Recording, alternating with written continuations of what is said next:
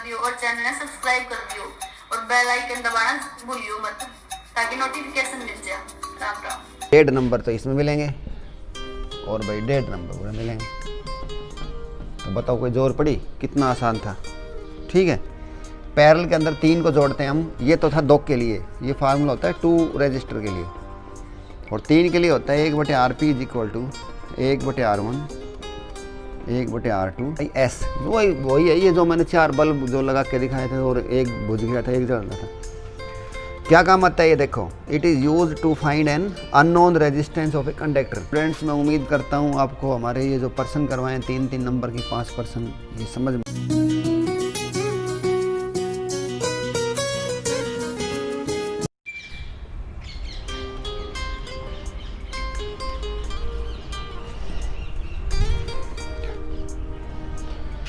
Hello dear students, how are you. आज का हमारा जो काम है वो है सन 2014 सेट 8। इस वीडियो के अंदर हम 3-3 नंबर के पर्सन को सोल्व करेंगे।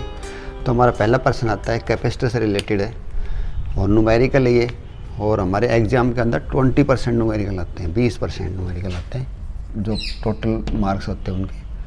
तो 600 picofarad capacitor is charge with A 100 volt battery, यानी कि हमारे पास सी दे रखा है कितना, 600 पिकोफैराड। ये चार्ज विद ए बैटरी वी दे रखी है हमारी 100 volt. Calculate the energy stored and charge on the capacitor. तो डियर स्टूडेंट्स, इसके अंदर हमने 2 काम करके दिखाने हैं।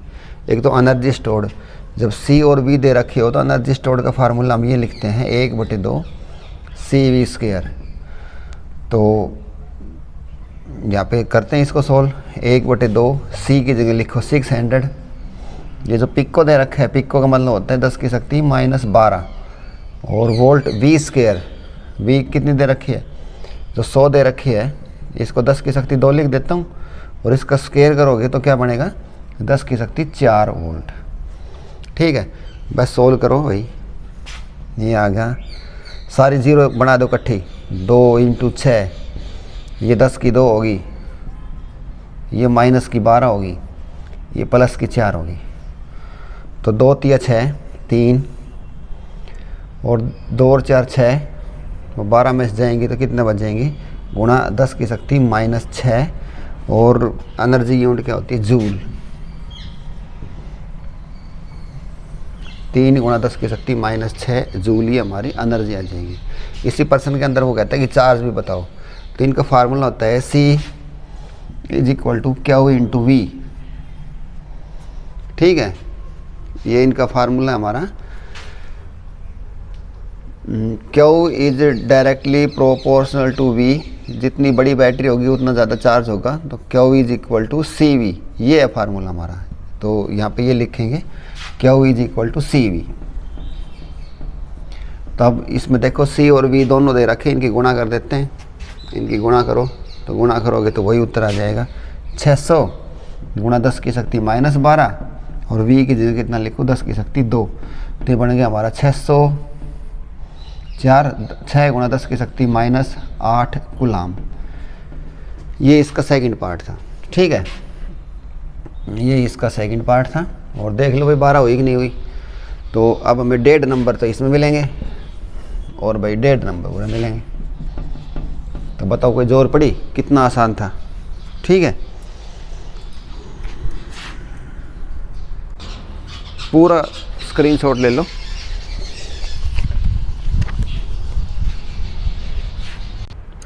तो डियर स्टूडेंट्स, हमारा 12वां पर्सन है calculate equivalent resistance between this network. ये भी न्यूमेरिकल है, तो इसको हमने सोल्व करना है और 3 नंबर मिलेंगे।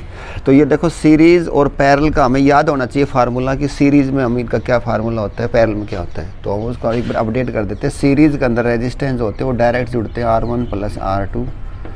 ठीक है, और पैरेलल के अंदर होते हैं R1 R2 बटे R1 + R2। और इसको हम ऐसे भी लिख सकते हैं, इनकी गुणा करके उनको जोड़ दो। ठीक है, तो इसको हम नेटवर्क वाइज करते लाएंगे। देखो ये जो तीनों की तीनों, ये R1 R2 R3 R5 6 7, इनसे घबराने की ज़रूरत नहीं है। ये जो हैं वैसे ही बहका रखे हैं, खाली तो इनका जो है ना मान भी लिख सकते हैं, 3 3 3 3, तो हम खाली इनको लेके चलेंगे। तो देखो तीनों पैरेलल में है, पैरेलल के अंदर 3 को जोड़ते हैं हम। ये तो था 2 के लिए, ये फार्मूला होता है 2 रजिस्टर के लिए, और 3 के लिए होता है 1/RP = 1/R1 1/R2 1/R3। ठीक है, तो ये देखो अब हमारा हो गया 1/3 जमा 1/3 जमा 1/3, क्योंकि सारे 3 3 3 ही है, तो इनको हम सोल्व करेंगे तो ये आ गया RP = लघुत्तम लोग 3, तो ऊपर भी आ गया 3/3, और इनका पलटी मार होगा तो ये था हमारा 1/RP, और RP भी कितना आ जाएगा 1 के बराबर। 3 से 3 कट होगा तो कितना उतरा होगा 1। तो यानी कि ये वाला जो नेटवर्क है ना, ये सोल्व होकर किसके बराबर बन गया हमारे पास, दिस इज इक्वलेंट टू 1 ओम। ठीक है, अब 2 के लिए तो मैंने डायरेक्ट बता रखा है, 2 के लिए डायरेक्ट बता रखा है। 2 के लिए कैसे करेंगे इसको हम, इसको करेंगे हम दोनों की गुणा बटे दोनों का जोड़, तो ये बन गया हमारा 4/4, ये भी आ गया 1 के बराबर, तो ये भी होगा 1 ओम के बराबर। समझ रहे हो मेरी बात, और ये लास्ट वाला खुद 1 के बराबर ही था। अब तीनों के तीनों सीरीज में हो गए हैं, तो सीरीज के अंदर निकालेंगे तो बिटवीन x एंड y दे रखा था, यहाँ पे पॉइंट हमारा x है और ये मान लो y था, तो ये पॉइंट हमारा x, ये हो गया y, तो इन सब को जोड़ो, तो सब को जोड़ोगे तो RS किसके बराबर आएगा 1 + 1 + 1 3 ओम, और RS = 3 ओम। ये हमारा फाइनल उत्तर हो गया। ठीक है, ऐसे नेटवर्क को सोल्व करते हुए चलेंगे। उम्मीद करता हूँ ये समझ में आ चुका होगा, नहीं दिख रहा तो देख लो भैया। ठीक है, तो डियर स्टूडेंट्स, हमारा जो 13वां प्रश्न है वो है कि explain the use of metre bridge to find the unknown resistance. Metre bridge का हमने यूज करते हुए काम करना है। तो सबसे पहले तो मीटर ब्रिज देखो क्यों बोलते हैं इसको। मीटर का मतलब इसके अंदर 1 मीटर का पैमाना लगा होता है, यहाँ से यहाँ तक, A से लेकर C तक 1 मीटर का पैमाना होता है, इसलिए इसको मीटर ब्रिज बोलते हैं। और यहाँ पे एक रेजिस्टेंस बॉक्स होता है जहाँ से हम अपनी इच्छा से कोई भी रेजिस्टेंस की निकाल सकते हैं, वो है अननोन रेजिस्टेंस। ठीक है, ये अननोन रेजिस्टेंस है, इसका हमने मान निकाल कर दिखाना है। उसके बाद देखो ये एक वायर लगा हुआ होता है, ये इसका मीटर ब्रिज का एक वायर होता है, ये टंगस्टन मेटेरियल का होता है, ये इसकी रेजिस्टिविटी आई होती है। और जो बीच में सेंटर वाला पॉइंट है, यहाँ पे गैल्वेनोमीटर जुड़ा हुआ है, और ये निशान है क्रॉसिंग का, इसका मतलब ये तार इस पर जुड़ा हुआ नहीं है, क्रॉसिंग है इस पर।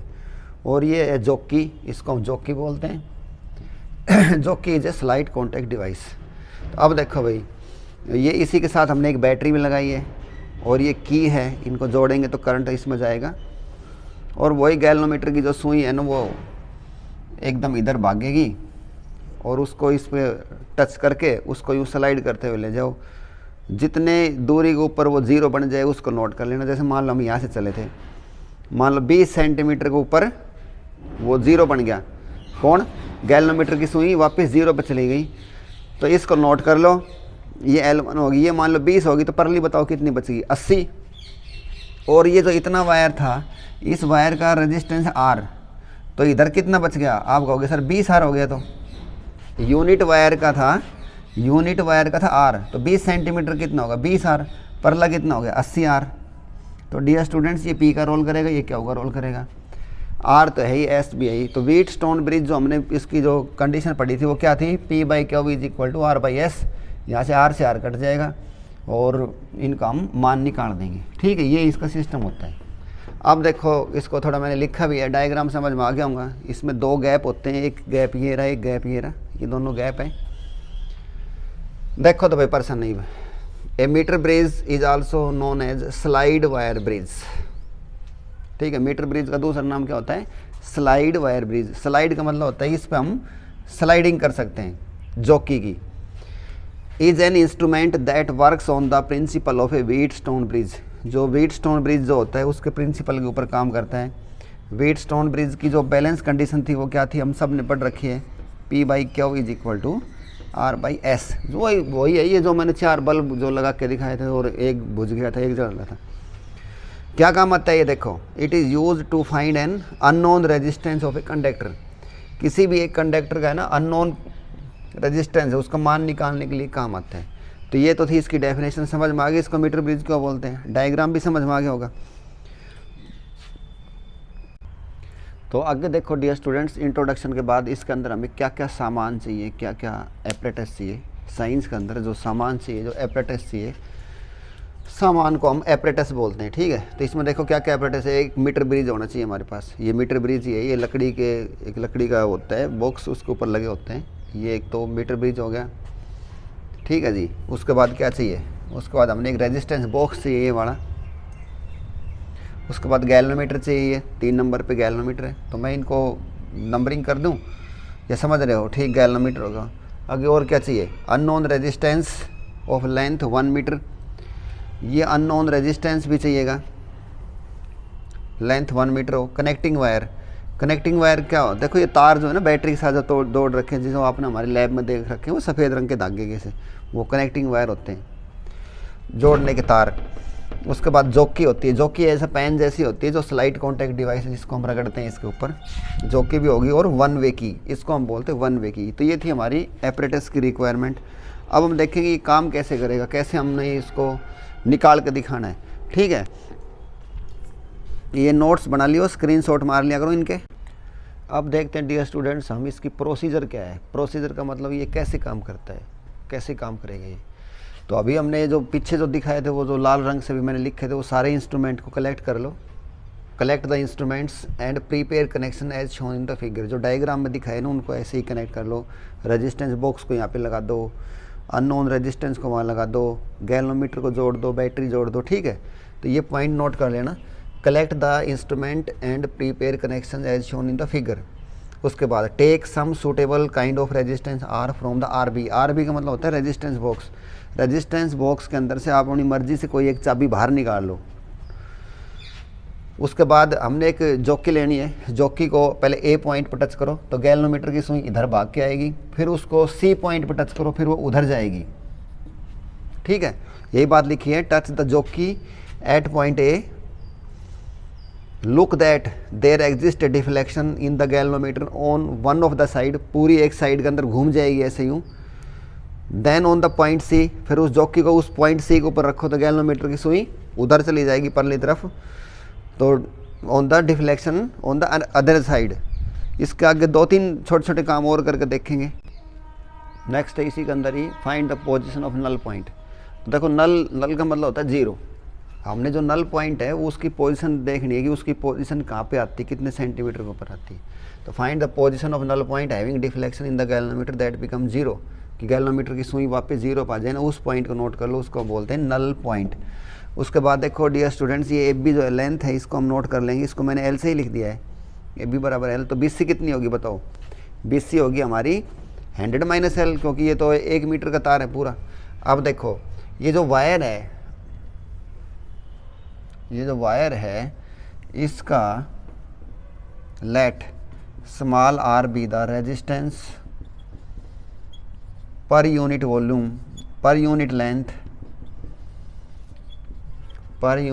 Of wire. देन तो देखो ये L थी तो कितनी बन जाएगी, ये हो जाएगी ना LR। देखो R से क्यों गुणा करा, जैसे मान लो ये 20 सेंटीमीटर के ऊपर 0 बनाए तो 20 R नहीं होगा भाई। मान लो कोई नू कहे कि भाई एक टुकड़े का रेजिस्टेंस जो है ना 2 ओम है, तो 20 सेंटीमीटर टुकड़े कितना होगा, 40 ओम। तो अब देखो यहाँ पे 40 ओम नहीं बन गया ये, और वो कितना बन जाएगा, वो उस बच गया, उससे गुणा कर देंगे वो बच जाएगा। तो बाकी वाले कितना बचेगा देखो बताओ, ये तो रोल करेगा हमारा P का, और दूसरा बचेगा 100 minus L into R. R उसका कितना भी हो सकता है, ये होगा क्या हो। अब ये बताओ व्हीटस्टोन ब्रिज की बैलेंस कंडीशन क्या थी। आप कहोगे sir P/Q is equal to R/S। देखो P का हमें पता चल गया, P का मान कितना है LR। Q का पता चल गया कितना है 100 minus L into R is equal to R. R तो हमने एक चाबी निकाल ली थी, उसको याद है कितना था, वो 4 ओम 5 ओम जितना भी था हमें पता ही है, ये भी पता है। ये अननोन है S, तो अननोन को कैसे निकालो, देखो R से R कट गया, तो S is equal to R into 100 minus L बटे एल।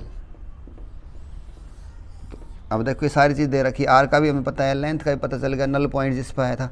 तो इस ऐसे करके हम अननोन रेजिस्टेंस को निकाल सकते थे। ये हमारा था व्हीटस्टोन ब्रिज की प्रैक्टिकल एप्लीकेशन है। ये मीटर ब्रिज जो है ना, व्हीटस्टोन ब्रिज की प्रैक्टिकल एप्लीकेशन है, और व्हीटस्टोन ब्रिज जो है वो थ्योरेटिकली है। ठीक है, तो डियर स्टूडेंट्स, हमारा जो 14 क्वेश्चन है वो भी एक न्यूमेरिकल है। The horizontal component of A earth magnetic field at a place is इतना, यानी कि बी का मान दे दिया, बी एच कहो ची बी कहो 3.0 गुणा 10 की शक्ति -4 टेस्ला। ठीक है, what is the force acting पर unit length of a conductor placed in east west direction and carrying a current इतना। उसमें आई दे रखा है 5 एम्पियर, और हमने फोर्स निकालना है। लेंथ है उसकी यूनिट लेंथ, जब यूनिट लेंथ हो इसका मतलब 1 मीटर। फोर्स निकालना है, तो जब मैं 30 यूनिट की जो चाबी देता हूँ ना, वो चाबी का ही सवाल बना दिया इन्होंने। मैं ये देता हूँ F = ILB sin थीटा। ठीक है, F = ILB sin थीटा, और थीटा और देखेंगे अभी conductor placed in east west direction, ये होगी north south east west, east west direction के अंदर रखे हैं। तो एंगल कितना होगा बताओ, जो इस पर लगेगी वो मैग्नेटिक फोर्स की जो डायरेक्शन होगी, इसको हम ऐसे पकड़ते हैं यूँ, और कंडक्टर ऐसे यूँ, तो 90 डिग्री हो गया। Theta = 90 degree. सारा मान इस पर रख दो, आई की जगह 5, एल की जगह 1, बी की जगह 3 गुणा 10 की शक्ति -4 sin 90। sin 90 का मान कितना था 1। उत्तर आ गया हमारा 15 गुणा 10 की शक्ति -4। फोर्स यूनिट बताओ क्या होती है, न्यूटन। ठीक है, ये हमारा उत्तर आ गया। तो ये भी न्यूमेरिकल, देखो मैंने जो लाल पेन से लिखा है इतना ही करके दिखाना था। तो अब हमारे इस साल के अंदर जो 3-3 नंबर के पर्सन है, उसमें से कितने न्यूमेरिकल आ गए देखो, और कोई देर लगी भाई, सारे स्कोरिंग मार्क्स हैं। नेक्स्ट 15th क्वेश्चन हमारा, 15th, what is inductance, what is self inductance and mutual inductance. 3 number का पर्सन, तीनों डेफिनेशन देनी है। तो भाई इंडक्टेंस क्या होता है बताओ, इतना पढ़ लिया हमने। तो इसकी देखो पहले इंडक्टेंस को पढ़ते हैं। इंडक्टेंस का मतलब the tendency of an electrical conductor to oppose the change in the electric current flowing through it, कि किसी भी कोई भी ऐसा कंडक्टर जो अपोज करता हो change in the electric current flowing through it, जो इलेक्ट्रिक करंट इसके अंदर से बह रहा हो उसका अपोज करे। ठीक है, an electronic component designed to add the inductance to a circuit is called an inductor. देखो मान लो कोई सीधा तार है, तो इसमें तो करंट सीधा चला जाएगा, कोई अपोज हुआ नहीं। लेकिन अब उसको हम ऐसे डिज़ाइन करेंगे कि वो करंट का अपोज करे। जैसे देखो फॉर एग्जांपल ऐसे ही हूँ, यही बात लिखी है, the tendency of an electrical conductor to oppose a change in the electric current, कि इसमें से जो करंट जाए उसको कैसे उसका अपोज किया जाए। तो तार को हम ऐसे बना दिया, अब तो भाई दिक्कत होगी। ठीक है, मान लो मैं कहूँ कि सीधा जाना है, तो कोई आदमी सीधा चला जाए, और मैं कहूँ ऐसे घूम घूम के जाना है यूँ यूँ, तो उसको दिक्कत होगी। तो ये अपोज होगा उसका। तो इंडक्टर समझ गए, इंडक्टर इंस्ट्रूमेंट का नाम होता है इसका। It typically consist of A coil और हेलिक्स ऑफ ए वायर, या तो वो ऐसा एक जैसे हीटर की तार नहीं हो अपनी, इस टाइप का होगा, और हेलिक्स बोलते हैं डियर स्टूडेंट्स इस टाइप से। देखो यूँ थोड़ा बड़ा होता जाएगा यूँ, हेलिक्स, जैसे अंडा को जो आमलेट को ना, वो आमलेट फेटन खातर बनाया कराम एक स्प्रिंग को साव से। ये है इंडक्टेंस की यूनिट बताओ, एसआई यूनिट होगी हेनरी, और किससे लिखेंगे एच से। ठीक है, अब इसकी 2 और बच गई छोटी छोटी। What is self inductance and mutual.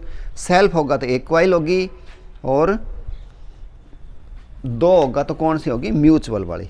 ठीक है, और फार्मूला होगा इसका L = V/IT। सारी चीज़ अभी बता रहा हूँ, डायमेंशन फार्मूला भी सारी चीज़। तो अब हम पढ़ लेते हैं सेल्फ इंडक्टेंस।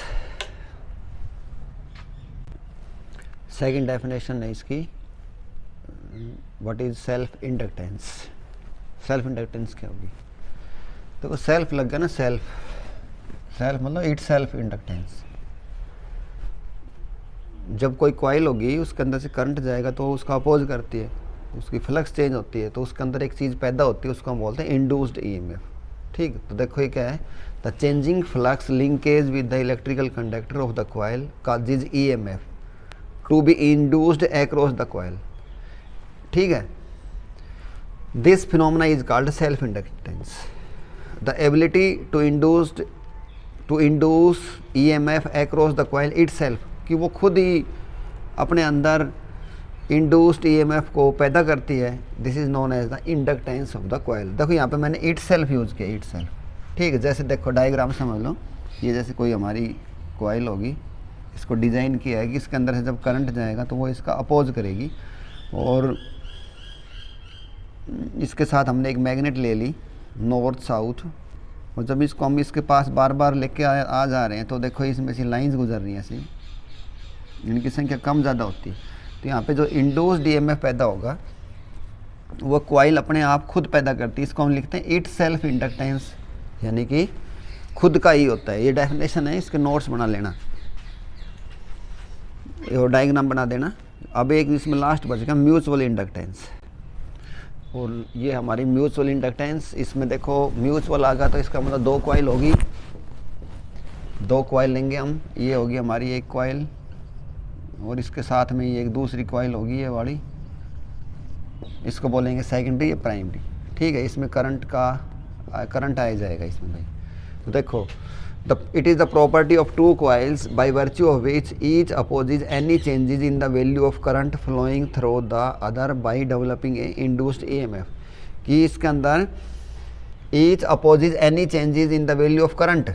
देखो इसमें करंट जा रहा है तो इसके अंदर ऑटोमेटिक एक इंड्यूस्ड EMF पैदा होगा जो इस करंट का अपोज करेगा। ठीक है, इसमें अब की बार हमने दो कॉइल लेनी है बाय डेवलपिंग इंड्यूस्ड EMF, और ऐसे unit of both L and M, M का मतलब म्यूचुअल इंडक्टेंस, और डियर स्टूडेंट्स L को हम लिखेंगे सेल्फ इंडक्टेंस है। दोनों की यूनिट क्या होती है? हेनरी। इंडक्टेंस की भी हेनरी होती है, उसी की दो टाइप होती है। तो इसमें देखो दो फार्मूले आएंगे, phi is equal to Li, ये तो फर्स्ट केस में है, ये तो सेल्फ इंडक्टेंस हो गया। सेल्फ का मतलब पूरा नू समझना, इट सेल्फ इंडक्शन, अकेली संभाल लेगी, शेरनी है, अकेली कॉइल है। उसके बाद म्यूचुअल वाले में क्या लिखोगे? म्यूचुअल इंडक्शन में होगा phi is equal to Mi। ठीक है, M अक्सर लिख देंगे हम। और फैराडे सेकंड लॉ से E is equal to d phi upon d t होती है। अब इस फाई की जगह Li रखवाओ, तो E is equal to d L i बटे डी टी। L को बाहर ले लो, ये कितना आ गया? डी आई बटे डी टी। तो यहाँ से देखो L किसके बराबर आया? L आ गया हमारा L is equal to E d t बटे डी आई। ई की यूनिट क्या होती है? वोल्ट। ईएमएफ है तो टाइम की क्या होगी? सेकंड। करंट की क्या होगी? एम्पियर। ये होगी V/S/A इनवर्स, और इसी को हम बोलते हैं 1 हेनरी। ठीक है, ये इसका यूनिट होगी, ऐसा यूनिट होगी। तो बस हो गया आज का काम। तो डियर स्टूडेंट्स, मैं उम्मीद करता हूँ आपको हमारे ये जो पर्सन करवाएं 3-3 नंबर की 5 पर्सन, ये समझ में आ गए होंगे। समझ में आ गए होंगे तो अपने नोट्स बनाओ। Thanks, have a good day.